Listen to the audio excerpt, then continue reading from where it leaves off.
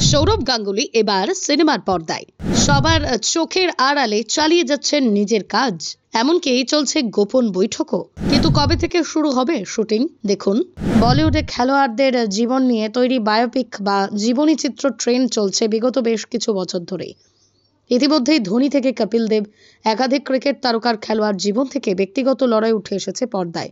রূপলী পর্দায় নিজের জীবনী দেখতে আগ্রহী সৌরভ গাঙ্গুলিও।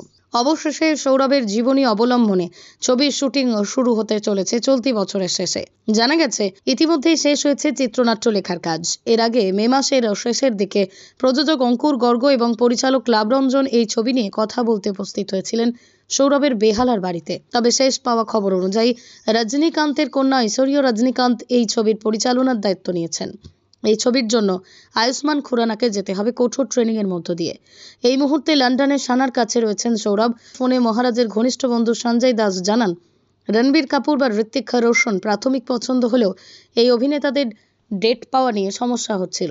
সেই কারণে শেষ পর্যন্ত আয়ুষ্মান খুরানাকে চূড়ান্ত করা হয়। আয়ুষ্মানের ব্যক্তিগত কারিশমার কথা মাথায় রেখেই সৌরভের আয়ুষ্মান খুরানাকে তার চরিত্র অভিনয়ের ক্ষেত্রে সম্মতি জানিয়েছেন। নতুন বছরের শুরুতেই হয়ে গিয়েছে সৌরভের বায়োপিকের ক্যাপ্টেন বাছাই পর্ব। খবর, প্রিন্স অব ক্যালকাটার জীবনী চিত্র পরিচালনা করবেন বিক্রমাদিত্য মোটওয়ানি। এবার এই বহুচর্চিত প্রতীক্ষিত ছবি নিয়ে সামনে এলো হাতে গরম আপডেট। ঋষভ পন্থ, ডেভিড ওয়ার্নারদের জন্য আইপিএল ট্রফি জেতার কৌশল তৈরির মাঝেই দিল্লি ক্যাপিটালসের ডিরেক্টর অফ ক্রিকেট নিজের বায়োপিক নিয়েও ভাবনা চিন্তা চালিয়ে যাচ্ছেন সৌরভ। সৌরভের বায়োপিকে অভিনয় প্রসঙ্গে জল্পনা জিইয়ে রেখেছেন আয়ুষ্মান।